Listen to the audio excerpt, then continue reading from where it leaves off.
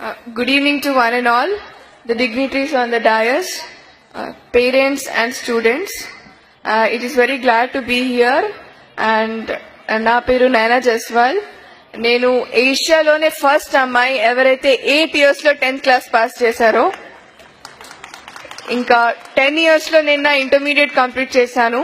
ఇంకా 13 years లో ఇండియాలోనే యంగెస్ట్ జర్నలిజం గ్రాడ్యుయేట్ అయ్యాను. ఇంకా ప్రస్తుతం 15 years ఏజ్ లో నేను పీజీ ఫైనల్ ఇయర్ చేస్తున్నాను. ఇంకా టేబుల్ టెన్నిస్ లో నేను India number 1, national champion, south Asian champion. ఇంకా నేను పియానో ప్లే చేస్తాను, ఇంకా పాటలు పాడతాను. And I'm ambidextrous. I can write with my both hands.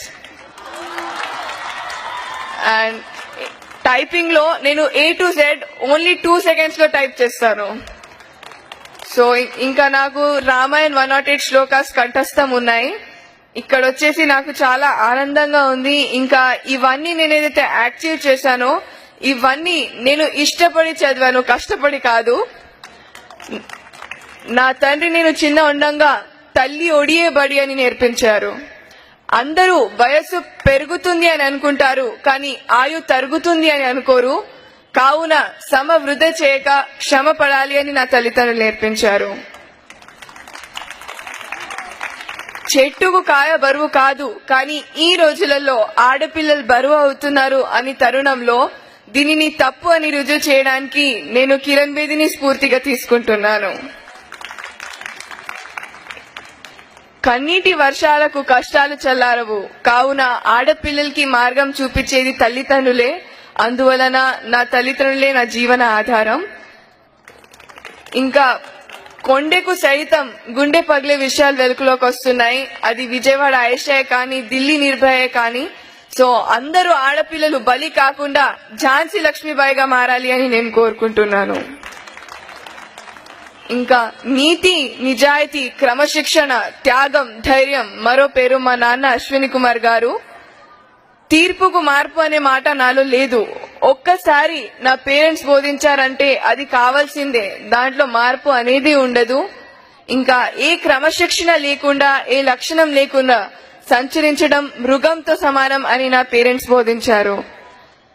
నేను చెప్పేది ఏంటంటే, రూపాయల కన్నా రూపం గొప్పది, వేల కన్నా వినయం గొప్పది, లక్షల కన్నా లక్షణం గొప్పది, కోట్ల కన్నా కొనలేని మన విద్యార్థి జీవితం గొప్పది.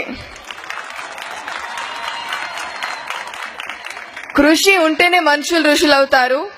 ఎవరైతే కృషి చేస్తారో వారికి అదృష్టం ఎదురు చూస్తుంది. ఎందుకంటే స్వేచ్ఛ లేని జీవితం ఆత్మ లేని శరీరం లాంటిది. అందుమూలన మీరు భారత భావి పౌరులు, మీ చేతిలో భావి భవిష్యత్తు ఉంది. కావున మీరందరూ కష్టపడి చదువుకోవాలి. ఇంకా దేవుడు మనకు విజయాలు అందివడు, కానీ విజయాలకు కావలసిన శక్తి సామర్థ్యం ఇస్తాడు. అది మీ అందరిలో ఉంది. దీనిని మీ గురువులు ఆశీస్సులతో వినియోగం చేసుకోవాలి.